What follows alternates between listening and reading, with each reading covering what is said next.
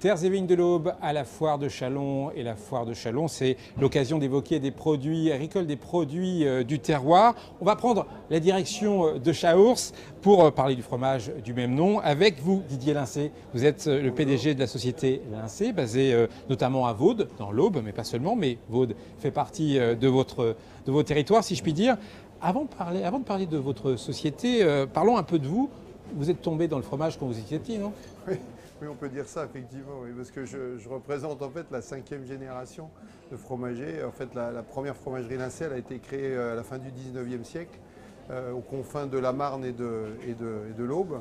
Et donc, tout petit, dès l'âge de... Quand j'ai commencé à savoir marcher, j'accompagnais mon père dans la fromagerie. Et c'est vrai que je pense que ça a dû créer chez moi une envie d'en faire mon métier. Vous avez du lait dans le sang, si je puis dire.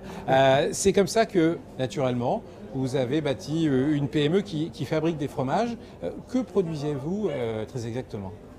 Nous fabriquons principalement du Chaours. Donc, nous avons 2 sites de production, donc l'un dans l'Aube à Vaud et un à Saligny, où les deux situés donc, dans l'aire de l'appellation Chaours. Alors également nous fabriquons des fromages crémeux, des triples crèmes, donc du Brie à Savarin, des Lys de Bourgogne. Et puis également nous avons une activité de fabrication d'affinage des poisses de sous-main-train en Côte d'Or. Alors pour réaliser une telle production, il faut une entreprise avec une certaine taille. Combien de salariés par exemple? Aujourd'hui nous sommes 165 salariés. Répartis sur 3 sites de production et une plateforme logistique qui est située à Torvilliers, à l'entrée de Troyes. Que vous partagez avec l'entreprise Lemel et d'autres entreprises. Et les fameuses oui, tout à fait. Votre produit étendard, c'est le Chaours. Oui. Comment est-il fabriqué? Le Chaours, c'est un fromage qui est fabriqué selon des méthodes en fait, qui sont restées très traditionnelles, qui sont donc bien inscrites dans le cahier des charges de l'appellation. C'est-à-dire que le lait qui est collecté dans les fermes de la région est transformé dans les heures qui suivent son arrivée à la fromagerie et il est mis en fermentation et en caillage donc, pendant minimum 12 heures. Donc, ce qui en fait donne une caractéristique très lactique et de texture, de saveur particulière du Chaours. C'est ce temps de caillage très long et qui en fait est issu des recettes traditionnelles des fermiers, des fermières qui utilisaient et qui utilisent pour certains encore cette technique de fabrication. Donc il y a peu de mécanisation, c'est une fabrication en fait qui met en avant la fermentation du lait avec des bactéries. Et voilà, C'est un fromage qui acquiert d'année en année une plus grande notoriété au-delà de nos frontières auboises. Oui, le Chaours aujourd'hui est diffusé dans toute la France. Nous-mêmes, nous exportons environ un tiers de notre production. Et c'est vrai mais on a encore à faire, y compris en France, à faire pour développer la notoriété de ce fromage. Avec justement des supports de communication, puisque vous vous associez à d'autres AOC, si je puis dire, pour oui, tout à fait. le terroir. On a nous-mêmes, au niveau de l'appellation Chaours, une communication qui est faite, un partenariat par exemple aussi avec le lycée hôtelier de Sainte-Savine, qui élabore des recettes de cuisine avec du Chaours, et ces recettes sont diffusées ensuite. Et elles ont beaucoup de succès, je crois. Oui, ça fonctionne bien. Ensuite, on a également de la communication collective avec nos partenaires de l'Époise, du Langres, du Mâconnais, du Charolais, enfin les appellations d'origine et du sous-main-train aussi d'ailleurs qui est en futur IGP. Et donc l'union fait la force en termes de communication comme ailleurs. Et puis alors nous avons depuis un an un gros programme de communication à la télévision au niveau national, mais qui est collectif là, pour l'ensemble des fromages et des produits laitiers d'appellation d'origine et dans lequel nous sommes partie prenante. Un point important, c'est que vous tenez à créer une chaîne de production équitable, si je puis dire, et donc vous avez créé une relation particulière avec les éleveurs, avec les producteurs de lait.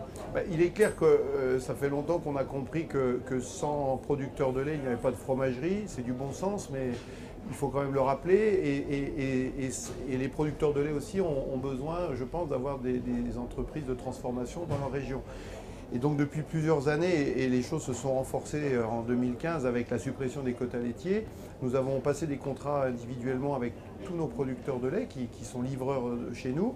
Et nous avons un partage en fait de la valeur qui se fait, et le prix du lait aujourd'hui est relié à la valorisation que nous pouvons en obtenir auprès de nos clients au travers de nos fromages. C'est-à-dire qu'à travers un partenariat, les prix sont assez fixes et sont assez stables, Voilà. et permettent à chacun de voir l'avenir avec une certaine sérénité. C'est ça un peu. C'est ça. C'est-à-dire ce qu'on fait, c'est ce système que nous venons de mettre en place depuis l'an dernier permet de donner aux producteurs une lisibilité sur les prix, et avec une fluctuation moindre que celle qui pourrait et qui existe aujourd'hui malheureusement dans les productions laitières et qui suscite tant de problèmes.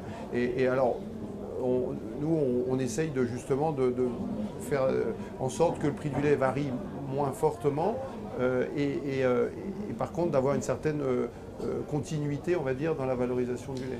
À côté du Chaours, une autre importante production, hein, vous disiez, c'est la gamme triple crème. Oui. Dites alors, triple crème, alors c'est en fait ce sont des fromages qui sont fabriqués, c'est une recette qui est assez proche en fait de celle du Chaours, mais une différence notoire qui est en fait le fait d'enrichir le lait avec de la crème avant de commencer la fabrication. Donc en fait, on fabrique du Brie à Savarin, du Délice de Bourgogne, qui sont des fromages donc, fabriqués à partir de lait enrichi en crème, et ce qui donne une texture, une saveur particulière liée à la crème qui est ajoutée dans le lait. Où vos produits se vendent?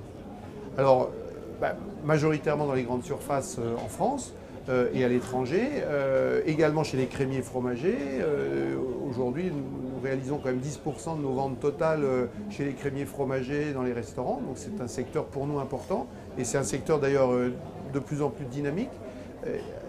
Et puis également donc l'export, je l'ai dit, mais c'est vrai que c'est un axe de développement fort pour nous, puisque c'est un tiers de notre activité aujourd'hui à l'export, et l'objectif c'est de monter à même 40%.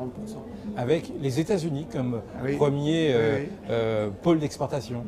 Tout à fait. Oui, depuis 2 ans maintenant, 3 ans, les États-Unis sont devenus notre première destination, passant devant l'Allemagne qui était notre marché et qui reste quand même notre marché historique important, la Belgique et l'Angleterre qui sont donc les 3 pays importants au niveau de l'Europe, mais les États-Unis sont devenus effectivement, ce qui peut surprendre, mais un de nos clients importants. Merci Didier Lincey pour toutes ces explications. Bon courage pour la suite de votre entreprise. À très bientôt. Merci. Et à bientôt pour un nouveau numéro de Terres et Vignes.